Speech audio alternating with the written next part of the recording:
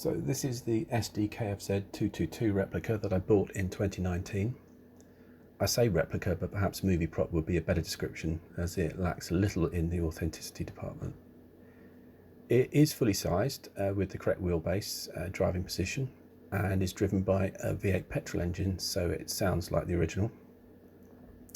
It was built for the film Saving Private Ryan, but I've never spotted it in the actual film, so let me know if you ever see it there. It's also supposed to have been in other films such as Captain Corelli's Mandolin, and I've seen some stills, but again, I've never spotted it in the film. Where it has been seen is Band of Brothers. First in the Carentan episode, very briefly. Then later in the Replacements episode with the German counterattack in Holland. Again, it's not on for very long.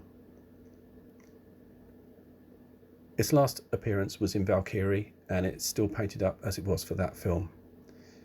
Interestingly, they used a different 222 replica when they filmed the Desert War sequences, which were actually filmed in California, and this was shot on location in Berlin.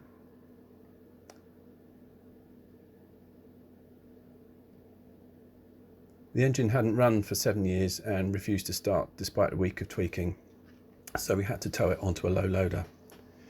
The front armour hinges up to allow for easy escape if it catches light. Not very authentic, I know. It took quite a bit of manoeuvring, but we eventually got it safely on board. Then came the journey off to the garage. We got a lot of attention as we were driving down the Surrey and Hampshire lanes, especially from the police, who did a very slow drive-by just to check what it was. So that's the end of the introduction. Next comes the fun and games of getting it started and making it look a bit more authentic.